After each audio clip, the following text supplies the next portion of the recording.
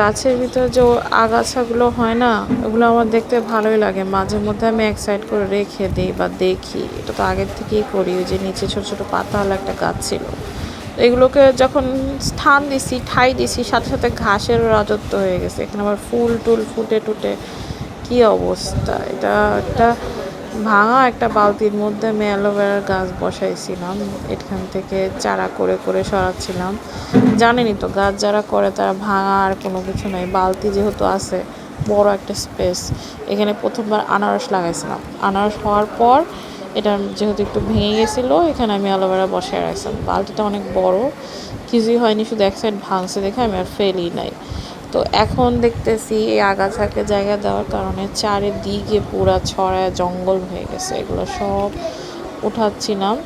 আর এখানে কিন্তু এত সহজ না, টান দিয়ে দিয়ে উঠান লাগে। পানি দিয়ে একটু ভিজা রাখা হয়েছে, যে এখন ইজিলি উঠে আসে। মাঝে মাঝে গাছ, এই যে এই দুইটা ফুলের গাছ আছে, এগুলো কেয়ারফুলি উঠাইতে হবে। উঠে তারপর এটা অন্য কোথাও ট্রান্সফার করবো, নাহলে ফেলে দিব। কারণ সারা জায়গায় নয়নতারা এমনি এমনি উঠে থাকে। এই গাছের মধ্যে তো জানেনই, যেখানে বীজ পড়ে সেখানে হয়ে ফুল টুল ফুটে থাকে, দেখতে ভালোই লাগে। যাই হোক, এগুলো সব উঠাচ্ছিলাম। এখানে মাটিতে অনেক কিছু থাকে, খালি হাতে করতে যাবেন না যারা না বোঝে। আসলে গাছের গোড়াতে অনেক কিছু থাকে, ওটা আম্মু বলতেছিল। এই দেখেন কতগুলো ঘাস হয়েছে অল্প একটু জায়গার মধ্যে। এছাড়া আরও অন্য জায়গায় ঘাস ছিল, এগুলো আমরা পলিথিন করে উঠাচ্ছি। আম্মু উঠাচ্ছে, উঠানোর পর আমরা এটা ফেলে দিব। অল্প অল্প করে করলে গায়ে লাগে না, এজন্য অল্প অল্প করেই করতেছি। ঘাস সব জায়গায় হয়, গাছ লাগালে ঘাস হবে, আগাছা হবে, পরিষ্কার করতে হবে। এই জন্য যে পুরো গাছটা ফেলে দিবেন তা কিন্তু না, গাছটা এভাবে যত্ন করতে হবে।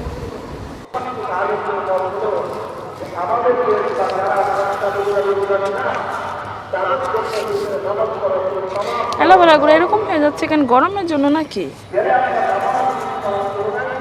হ্যাঁ, পুরোপুরি ঘাস উঠানোর পর দেখেন বালতিটা কত সুন্দর লাগতেছে এখন। মানে গাছগুলো এখন নিঃশ্বাস নিতে পারবে। আর যে গাছগুলো আছে এগুলো ফেলে দিব।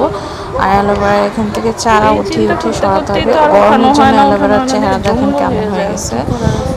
যাক, এখন আবার এটা চেহারা চেঞ্জ হয়ে যাবে, কারণ রোদের কারণে অনেক সময় এরকম কালার হয়ে যায়। এটা ঠিক হয়ে যাবে, নতুন পাতা হবে। হ্যাঁ, আব্বু ফোন করছে, আমি এই জন্য আসছি। কাজের পর আবার ঝাড়ু টাড়ু দিয়ে রাখতে হয়। ছাদ ঝাড়ু দিয়ে না রাখলে ছাদটা নোংরা হয়ে যায়, তো সব কিছু ঝাড়ু দিয়েও রাখা হয়।